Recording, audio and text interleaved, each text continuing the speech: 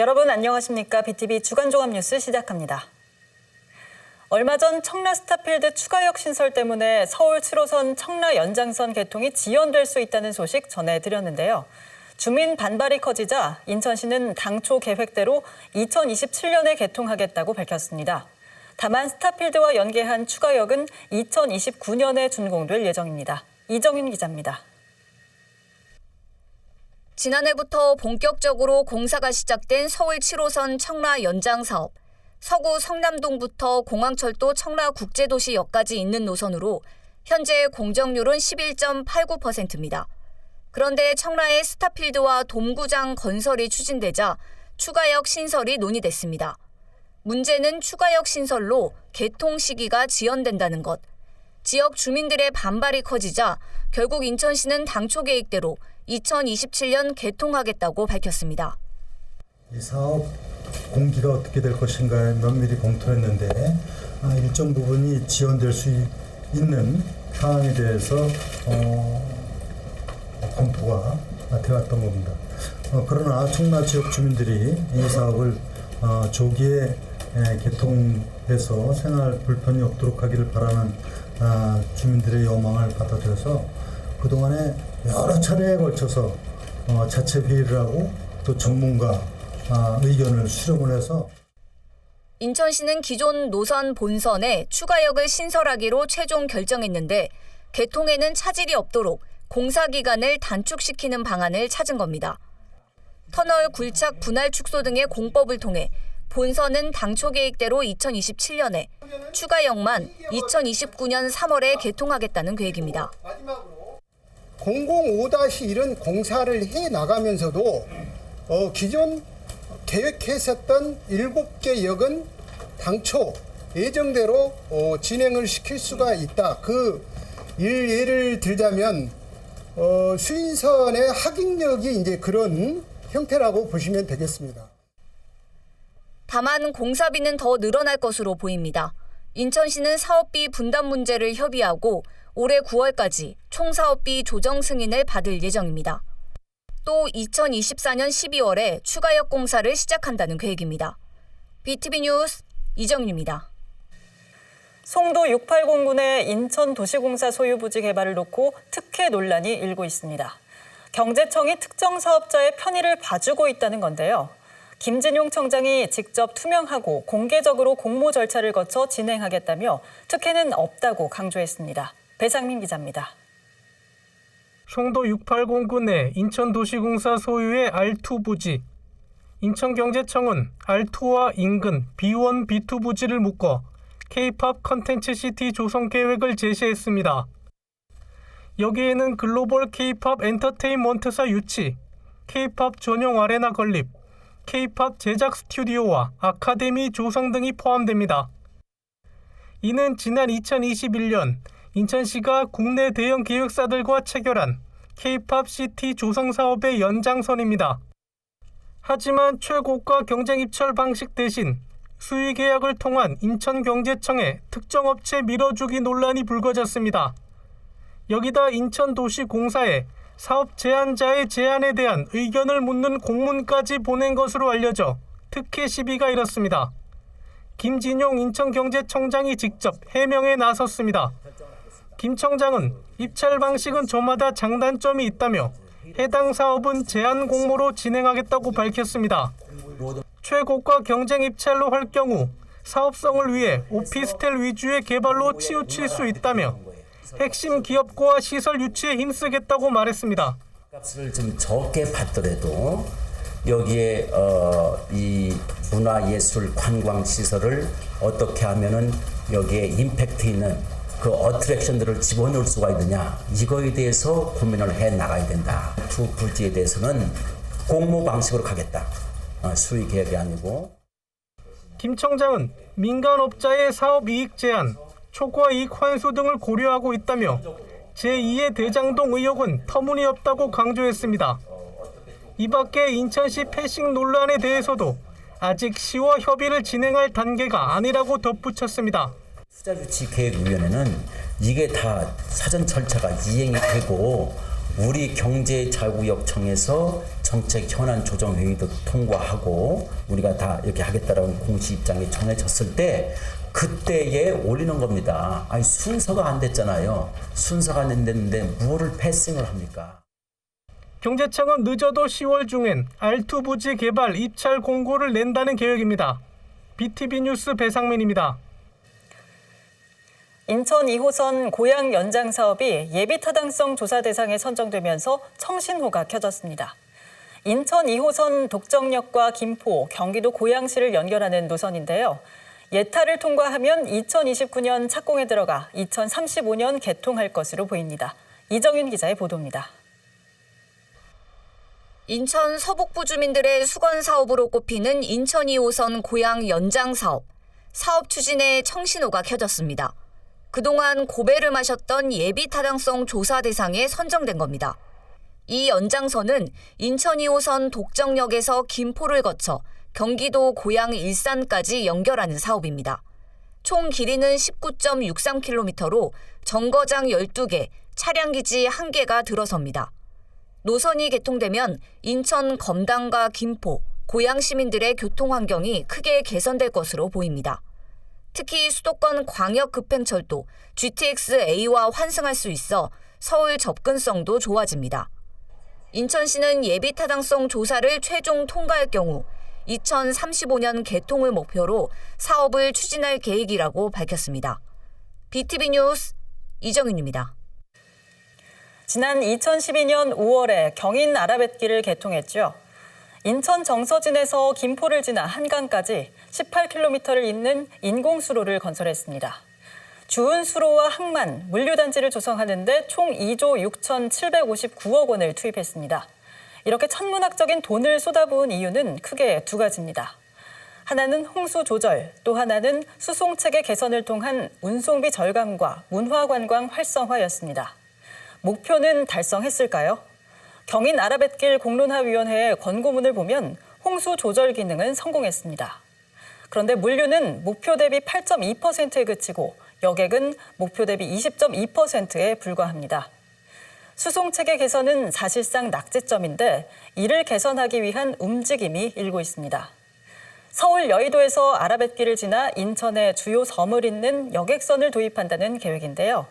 최근 인천과 서울, 경기도 3개의 시도지사가 만나 업무 협약을 체결한 바 있죠. 그중 하나였던 경인 아라뱃길 활성화 방안에 대한 협의가 곧 시작될 전망입니다. 이형고 기자가 보도합니다. 여의도를 출발한 여객선이 행주대교를 지나 아라 한강 관문에 닿습니다. 한강과 아라뱃길을 연결하는 곳으로 관문을 열자 인천 방향의 아라뱃길이 등장합니다. 수변을 따라 조성된 아라 김포터미널과 수향원, 아라 폭포 등 수양 8경이 관광객의 눈길을 사로잡습니다. 여의도를 출발해 약 1시간 반 만에 배는 정서진에 도착합니다. 서울시가 추진하는 서해뱃길 사업의 뱃길로 내년부터 운항을 시작할 예정입니다. 오는 2026년에는 1000톤급의 여객선이 접안할 수 있는 서울항을 조성한다는 구상입니다. 내년도에 한강 여의도 선착장이 이제 만들어지게 되면은 우선 선박은 9척을 키울 텐데요. 5년 이내에 한 5척 정도로 늘릴 계획입니다. 그렇게 되면은 연간 한 200만 명 이상의 수준도 되지 않을까 생각됩니다. 내년에 아라뱃길까지 운항하는 이 노선을 인천의 주요 섬까지 연결하는 사업이 추진됩니다. 아라 인천 여객터미널에서 8미도를 지나 덕적도를 비롯한 인천 섬을 잇는 유람선을 띄운다는 구상입니다. 인천시는 26일 환경부를 방문해 서해 바닷길 연결과 아라뱃길 주변 친수 문화관광 조성 등을 건의할 예정입니다.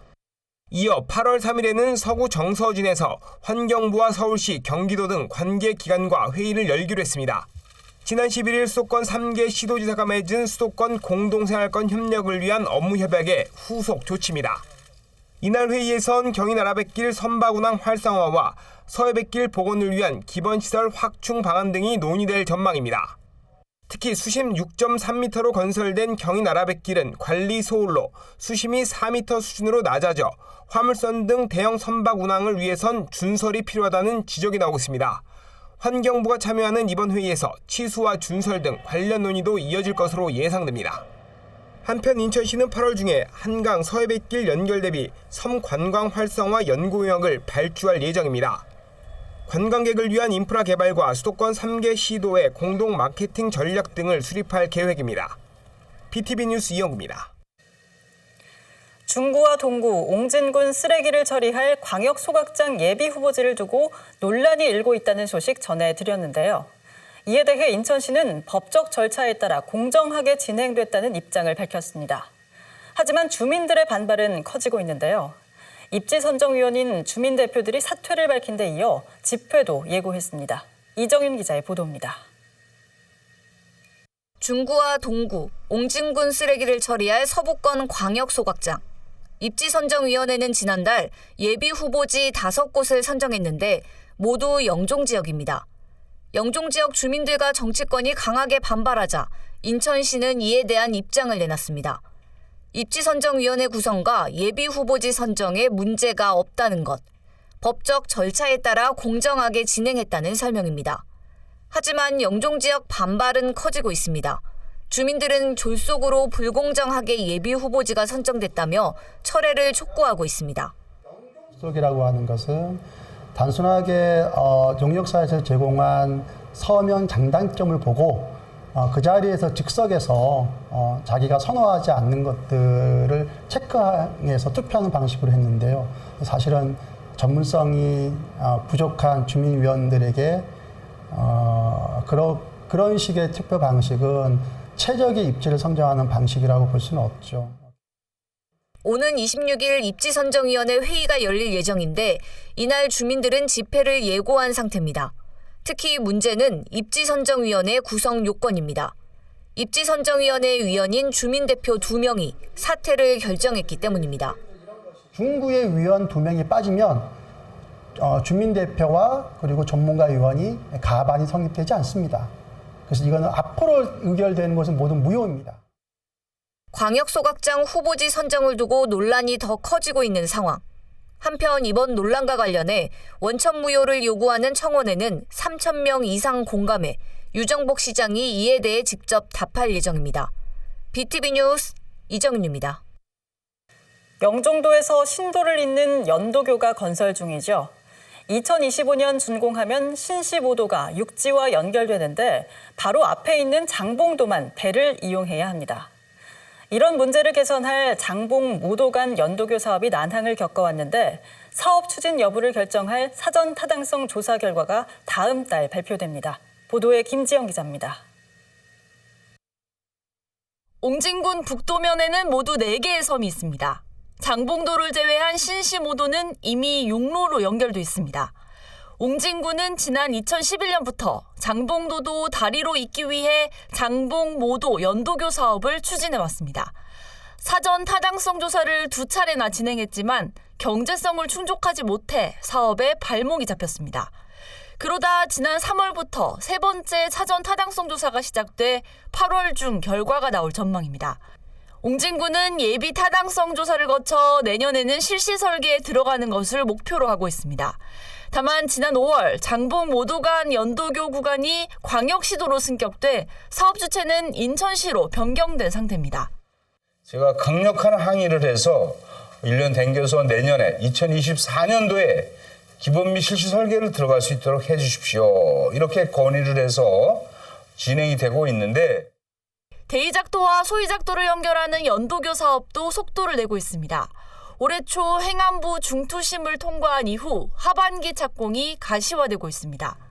금년 하반기에 11월 정도가 될 것 같은데 착공하게 됩니다. 대이작도, 소이작도를 개통 후에 이런 교통 혼란을 피하기 위한 내부도로 정비 계획도 차질 없이 진행되고 있습니다.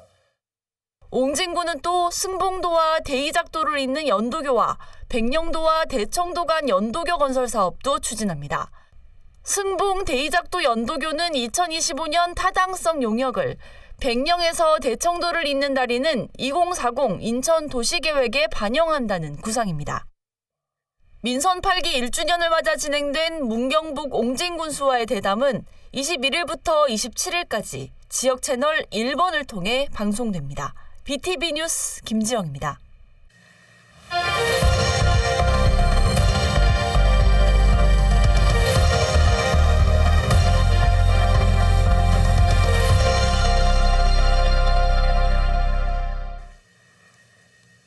소멸 위기를 극복하기 위해 실태를 점검하고 대안을 찾아보는 케이블 TV 공동기획 순서입니다. 오늘은 자치단체들의 경제 활성화 방안들을 살펴봅니다.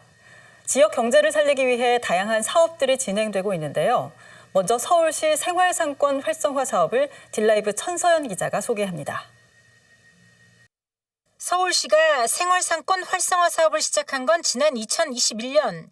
주민들이 생활 중심지 반경에 위치한 동네 상점을 이용하면서 주민과 상인 간의 단골 관계를 형성하고 이를 통해 지역 소비 활성화를 이루자는 게 취지입니다. 현재 서울에서는 11개 지역에서 생활상권 활성화 사업이 추진되고 있습니다.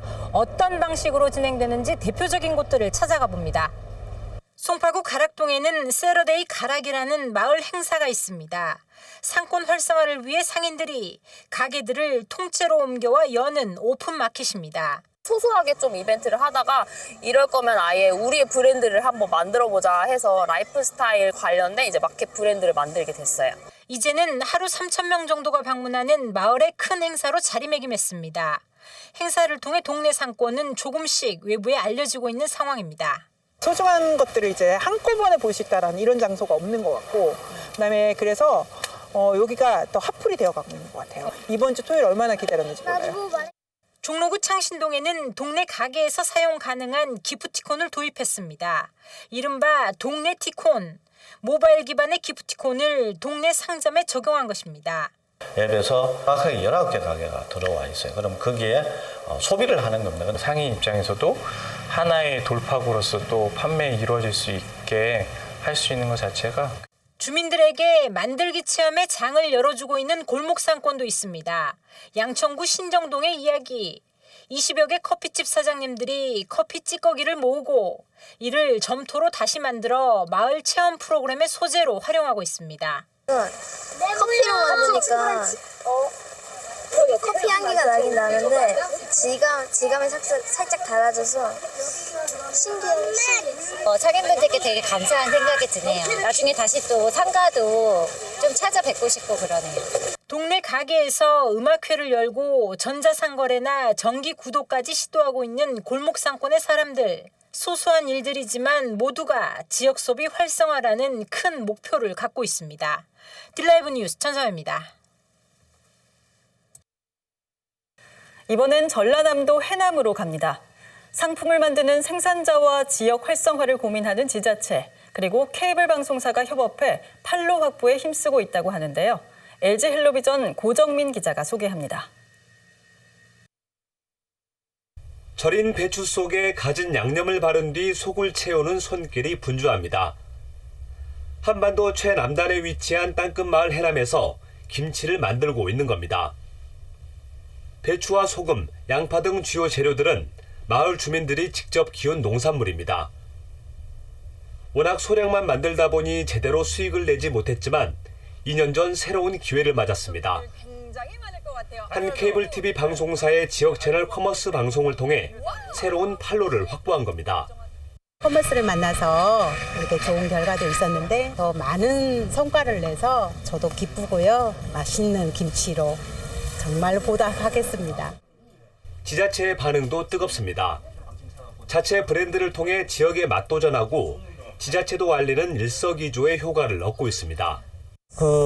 해남을 알리기 위한 농산물 가공 브랜드가 필요했는데 마침 이제 지역 상생 프로젝트를 하면 어쩌냐 말씀하시길래 좋은 제안을 주셔서 하게 됐습니다. 케이블 TV 지역 채널 커머스 방송은 TV 홈쇼핑 진출이 어려운 지역 농가와 소상공인을 돕기 위해 마련됐습니다.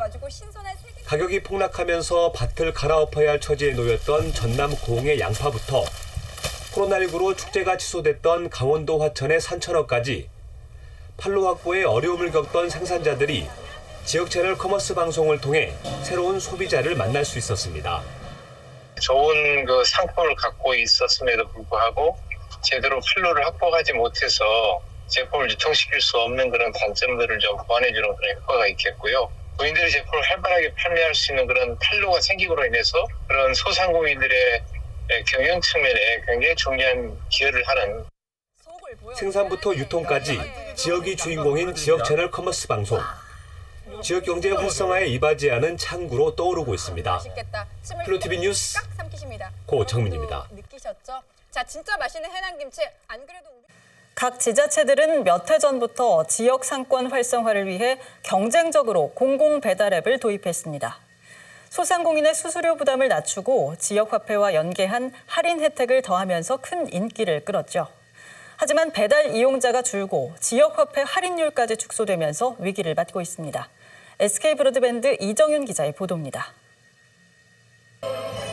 지난 2020년 전국에서 처음으로 공공배달 서비스를 선보인 인천 서구. 지역화폐 플랫폼을 활용한 최초의 공공배달 서비스로 착한 수수료와 이용자 혜택을 내세웠습니다. 소상공인은 중개수수료와 마케팅 비용을 부담하지 않아도 되고 소비자는 최대 22% 할인 혜택을 받아 그야말로 일석이조. 선풍적인 인기를 끌자 인천시는 2021년 7월부터 모든 지역으로 서비스를 확대했고 다른 지자체들도 잇따라 공공 배달 앱을 선보였습니다. 하지만 코로나19 엔데믹으로 배달 이용자가 감소하면서 공공 배달 앱도 위기를 맞고 있습니다. 특히 지역 화폐 할인율까지 줄면서 이용률은 급감하고 있습니다. 인천 지역 공공 배달 앱 결제액은 지난 2021년 188억 원에서 지난해 417억 원까지 증가했지만 올해에는 6월 기준 130억 원으로 줄었습니다. 신규 가맹점도 2021년 7,876곳에서 지난해 2,309곳, 올해는 307곳에 불과합니다. 그래도 이음카드 사용자가 많기 때문에 배달도 이음으로 다 하더라고요. 이음카드로. 근데 사용자가 많다 보니까 그래도 배달이 한 달에 10건 정도 이렇게 우리는 와서 먹는 업종이다 보니까 배달이 많진 않아도 있었는데 최근에 작년부터는 거의 배달이 완전히 없었어요. 전문가들은 애초부터 지역 화폐와 연계한 공공 배달 앱은 한계가 있다고 지적합니다. 지역 화폐 혜택이 축소되면 이용률은 떨어질 수밖에 없다는 겁니다. 코로나 기간 동안에는 그 사회 활동이 제한되기 때문에 나오기가 어려웠잖아요. 그렇기 때문에 이제 배달을 통해서 음식을 시켜 먹을 수밖에 없었던 거죠. 그런데 이제 지금 엔데믹이 된 가운데서 굳이 배달비를 추가로 지불하면서까지 배달 앱을 이용해야 되느냐, 그런 문제가 있고, 또 지역 화폐의 인센티브가 없어졌을 때 과연 공공 배달 앱 자체로 경쟁력을 갖고 있냐. 착한 수수료를 내세워 전국에서 우후죽순 도입한 공공 배달 앱. 하지만 사업 1, 2년 만에 서비스를 중단하는 지자체가 늘고 있습니다.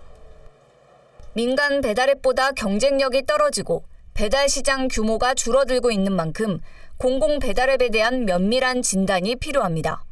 BTV 뉴스 이정윤입니다. 지역 소멸 해법을 모색하는 케이블 TV 공동기획 경제 분야를 살펴보고 있는데요. 이번엔 부산과 울산, 경남, 이른바 부울경으로 가봅니다.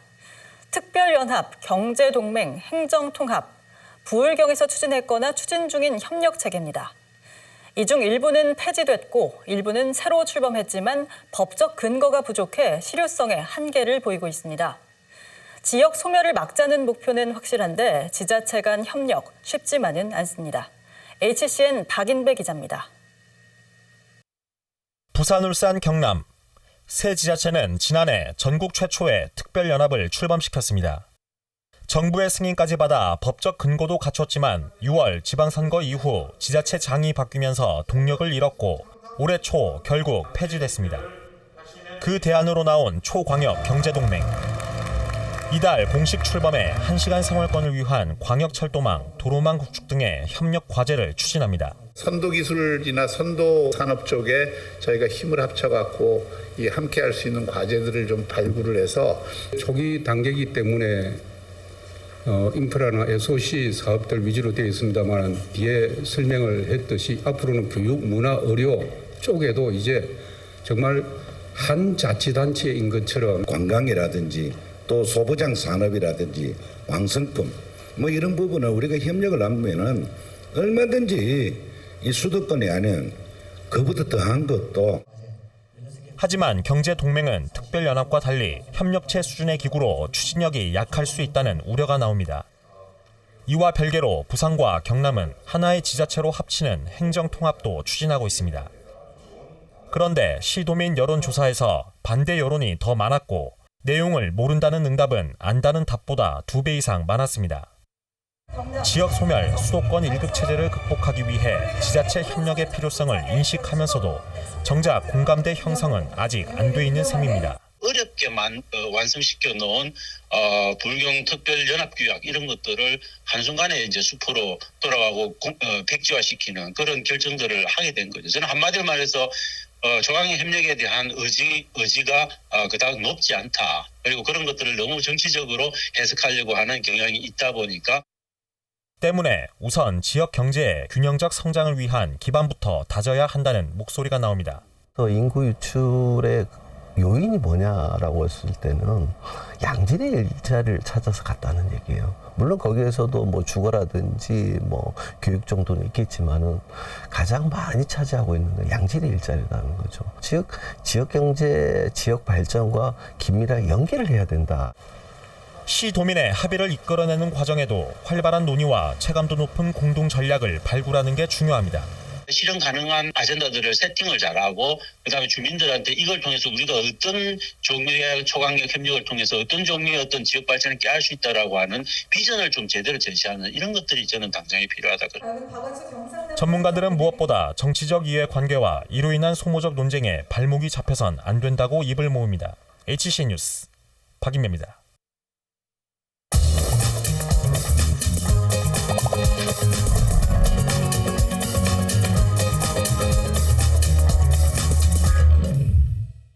우리 동네 경제 활성화를 위해 마련한 기획보도 으라차차 지역경제 시간입니다.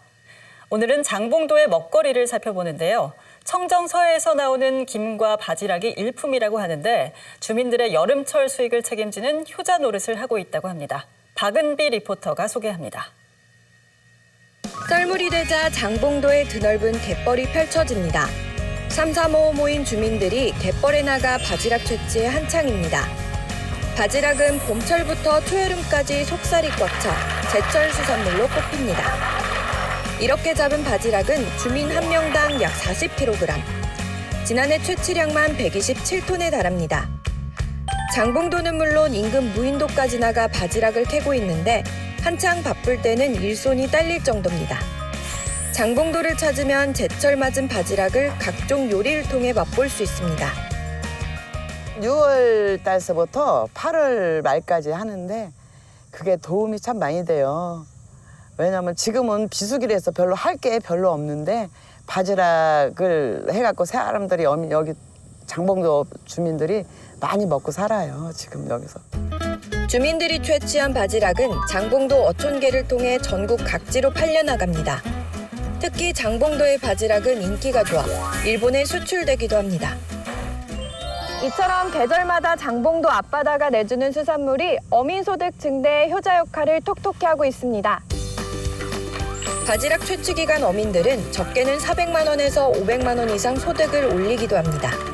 장봉도의 대표 특산물인 김양식의 경우 11월부터 4월까지 수확하는데 그 빈자리를 바지락 수확을 통해 채우고 있는 셈입니다.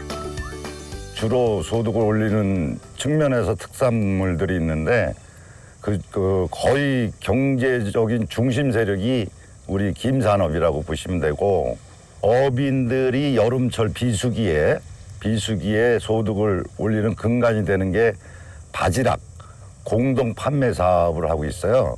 옹진군에서는 여러 다각도로 지원을 해주고 계십니다. 특히 옹진군 스님이 특히 김산업에다 열정을 또 갖고 계시고 있고 뭐 3차 가공 이런 시설도 지금 제가 알기로는 추진 중에 있는 걸로 알고 있고 또 우리 어족 자원 감소에 따른 어민들의 소득 감소 우려가 돼서 제발 이제 종폐 사업 이런 부분들도 다양하게 진행해 주시고 있고 옹진군은 수산자원 증식을 위해 해마다 종폐 방류 사업을 추진하고 있습니다. 올봄에만 13톤의 바지락 종자를 방류했는데 이렇게 뿌린 종자는 다시 주민들에게 돌아와 소득 안정화를 돕는 역할을 하고 있습니다. 풍부한 햇빛과 찬바람, 적절한 수온으로 바지락 서식 최적지를 자랑하고 있는 장봉도. 많은 관광객이 특산물을 찾기 위해 섬을 방문하는 선순환이 이어지면서 지역 경제 활성화도 기대됩니다. 지금까지 장봉도에서 으라차차 지역경제 박은비 리포터입니다.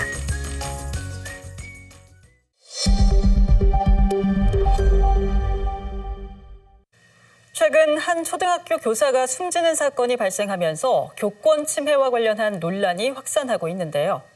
교사 노조가 학부모 악성 민원 사례를 받는 사이트를 개설했는데 수천 건의 민원이 접수됐다고 합니다. 내용을 보면 그야말로 도를 넘는 수준입니다. 조윤주 기자가 보도합니다. 경기교사노조가 지난 21일 개설한 교권 침해 사례 접수 사이트입니다. 도내 교사 2만 2천여 명에게 문자를 보내 진행됐는데 나흘 만에 접수된 건이 2천 건이 넘습니다.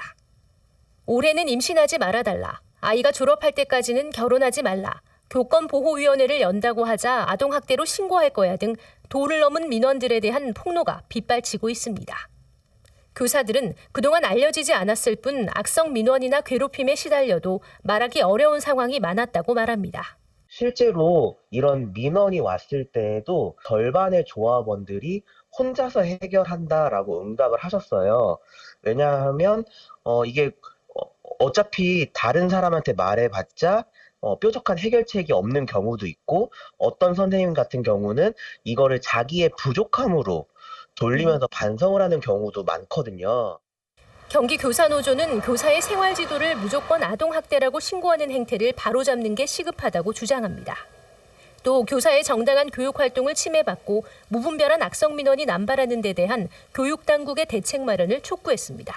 지금은 각종 민원을 교사 개인이 다 직접 응대하는 상황이거든요. 학교에 어떤 별도 창구를 만들고 이 기관에서 각 교사에게 민원을 분배하는 그런 민원 응대 시스템이 만들어지기를 바라고 있습니다.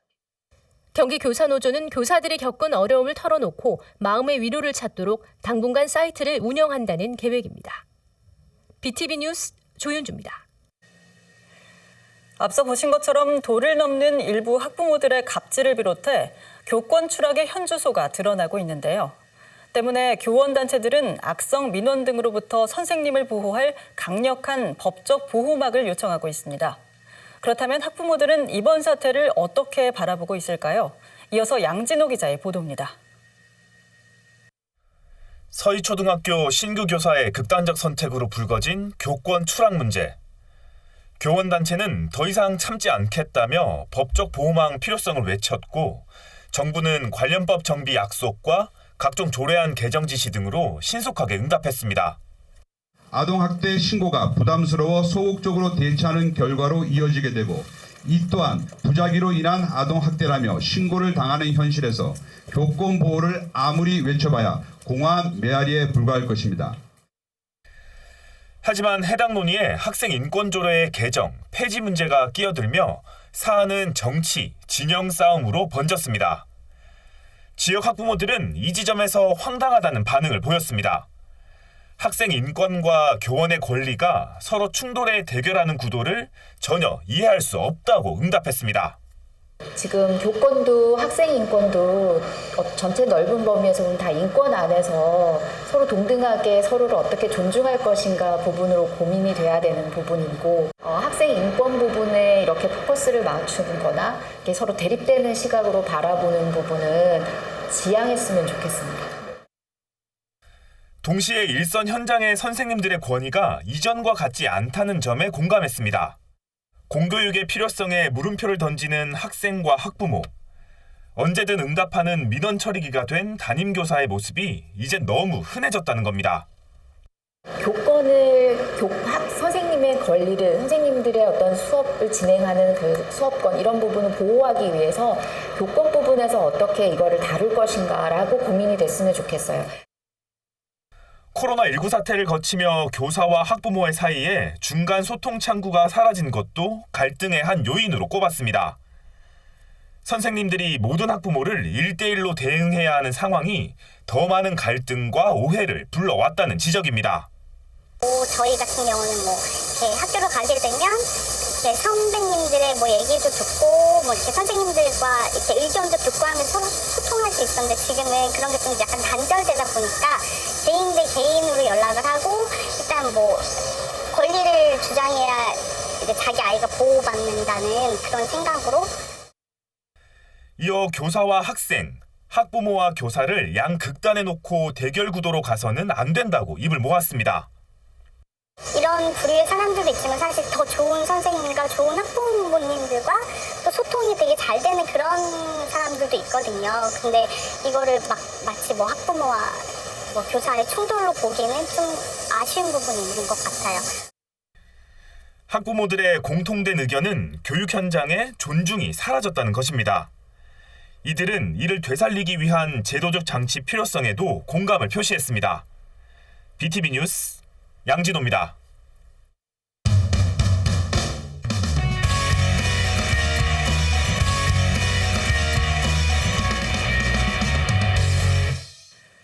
서해 3도라고 들어보셨나요?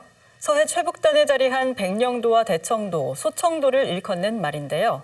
이 세 개의 섬을 도는 여객선이 이달 취항할 예정이었지만 시험 운항 과정에 문제가 발견돼 미뤄진 상태입니다. 배 수리와 면허 취득 등의 절차를 거쳐 9월 중에 운항할 전망입니다. 보도에 김지영 기자입니다. 백령도와 대청도, 소청도를 순환하는 푸른 나래호입니다. 497톤급 선박으로 승객 200명과 차량 40여 대를 실을 수 있습니다.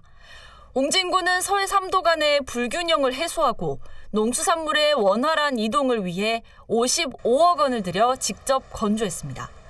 푸른 나래호는 원래 이달 정식 취항할 예정이었습니다.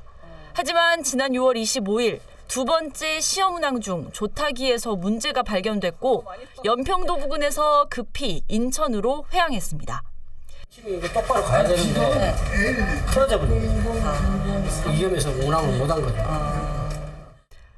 7월 취항 계획이 전면 취소되면서 옹진군은 현재 배 수리를 위한 사전 준비 단계를 밟고 있습니다. 수리가 끝나는 대로 항로 면허 취득 절차를 진행한다는 계획입니다.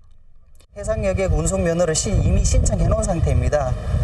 신청을 해놓은 상태고 이 수리가 완료가 되는 즉시 대로 저희들이 한번 시험 운항을 한 번 더 할 예정입니다. 백령도도 한 번 더 갔다 올 예정이고요. 그 시험 운항을 완료가 되면 저희들이 이제 면허를 받을 수가 있습니다. 푸른 나래호는 8월 중 다시 시험 운항을 거쳐 9월 중에는 취항하는 것을 목표로 하고 있습니다. 오랜 시간 취항을 기다려온 섬 주민들의 기대도 큽니다. 주민들 간 왕래는 물론 도서 관광 활성화에도 도움이 될 걸로 기대하고 있습니다. 용고가 있으신 분들 많이 왕래를 하시거든요. 왔다 갔다 하신 배가 없으면은 솔직히 이 일정대로 지금 다니는 배 일정대로 왔다 갔다 하니까 조금 번거로울 것도 있고 또 여기 백령도 살면서도 안 가보신 분들이 되게 많으세요. 주민분들이 생각보다. 그래서 있으면은 조금 더 자유롭게 왔다 갔다 할 수 있으니까. 배가 이게 한 번 들어오면 거기서 자야 되잖아요. 백령도나 아니 대청도에서 자야 되기 때문에 막 건너다니기가 힘이 드니까 조금 그러니까 그런 면에서 한 곳에서 자리를 잡고 이렇게 이 세 군데를 돌아다니고 하는 것. 현재 인천에는 14개 항로에 여객선 19척이 운항 중이며 푸른 나래호가 취항하면 15개 항로, 20척으로 늘어납니다. BTV 뉴스 김지영입니다. 남동산단과 제3경인고속도로 사이에 자리한 남동 유수지 보신 적 있으시죠? 미추홀구와 연수구, 남동구 등에서 흘러나온 물을 보관했다가 바다로 흘러보내는 광역 방제 시설입니다. 이 유수지의 소유권을 남동구에서 인천시로 이전하는 논의가 진행됐는데 불발된 것으로 확인됐습니다. 보도에 김지영 기자입니다. 1992년 준공된 남동 제1유수지입니다. 집중호우 시 침수 피해를 막기 위해 조성된 방제시설입니다. 남동 제1유수지는 준공 당시 총 61만 제곱미터 면적에 최대 320만 톤의 물을 저장할 수 있도록 설계됐습니다. 하지만 오랜 시간 퇴적물이 쌓여 현재 저수율은 85%에 불과합니다. 퇴적물량은 약 46만 톤으로 추정됩니다. 현재 유수지의 소유권은 남동구에 있지만 실제 배수구역은 미추홀구와 연수구도 포함하고 있습니다. 이런 이유로 남동구는 유수지 소유권을 인천시로 이관하는 방안을 시와 협의했지만 결국 이관하지 못하게 됐습니다. 법적 근거가 부족하다는 이유에서입니다. 적극적으로 검토를 했었습니다. 근데 문제는 이제 이거를 이제 소유권에 이전을 하기 위한 관계 법령 이 부분에 이제 부합되는 부분이 없다 보니까 시도 이제 결국은 어려운 점이 있어서 이제 소유권 이전에 대한 부분이 이제 중단된 상태고요. 남동구는 불발된 소유권 이전 문제 대신 노후된 배수 펌프 교체를 인천시에 건의한 상태입니다. 만조대는 인공 배수 펌프를 이용해 물을 방류하는데 이미 펌프의 내구 연한이 지나 비상 상황 시 제 역할을 못할 수 있기 때문입니다. 또 펌프를 교체하면 현재 분당 2,500톤 수준인 방류량을 최대 8,600톤까지 늘릴 수 있다는 계산입니다. 인천시는 효율성 등을 검토한 뒤 지원 여부를 확정할 계획입니다. 남동구에서 좀 어떤 근거나 어떤 그런 거가 기다리고 있는 입장이에요. 펌프 교체만큼이나 퇴적토 준설 공사도 시급한 과제입니다. 하지만 780억 원에 달하는 대규모 예산이 사업 추진에 발목을 잡고 있습니다. BTV 뉴스 김지영입니다.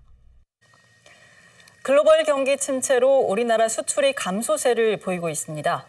지난달 수출은 542억 4천만 달러로 지난해 같은 기간보다 6% 감소했습니다.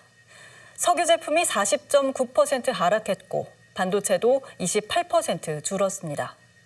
이렇게 어려운 상황이지만 인천 수출은 오히려 증가했습니다. 특히 상반기 수출액은 262억 달러로 역대 최대 기록을 갈아치웠는데요. 지난달 무역 수지는 31개월 만에 흑자로 전환했습니다. 배상민 기자입니다. 인천 지역 수출이 고공행진을 하고 있습니다. 올해 상반기 인천의 수출은 282.7억 달러, 지난해 역대 최대였던 282.2억 달러를 넘어섰습니다. 글로벌 경기 침체로 우리나라 상반기 수출이 지난해 같은 기간 대비 10% 이상 감소한 것과는 대조적입니다. 최근 실적은 더 긍정적입니다. 지난 6월 수출은 48.8억 달러, 수입은 47.3억 달러로 무역 수지는 1.5억 달러를 기록했습니다. 31개월 만에 흑자 전환했습니다. 자동차와 건설 광산기계, 무선통신기기는 각각 전년 동기 대비 63.6%, 23.1%, 195.1% 증가하며 상반기 인천 수출 증가를 이끌었습니다. 자동차의 경우 코로나로 위축된 신차 수출이 회복되고 중고차 수출도 확대되면서 14개월 연속 상승했습니다. 건설 광산기계는 주요국의 인프라 투자 확대에 따른 수요 증가로 수출이 증가했습니다. 반면 인천 최대 수출 품목인 반도체는 글로벌 업황 불황으로 21.4% 감소했습니다. 철강판의 경우 철강제 수출 단가 하락으로 18.9% 감소했습니다. 국가별로는 중국과 베트남, 대만, 홍콩, 튀르키예로의 수출이 감소한 반면 미국과 일본, 싱가포르, 인도, 러시아로의 수출은 증가했습니다. 상위 5대 수출 대상국별 핵심 수출 품목은 대중국, 베트남, 대만은 반도체, 미국은 자동차, 일본은 농약, 의약품으로 나타났습니다. BTV 뉴스 배상민입니다. 이번 주 준비한 소식은 여기까지입니다. 이상으로 BTV 주간 종합 뉴스를 마칩니다. 편안한 주말 보내시길 바랍니다.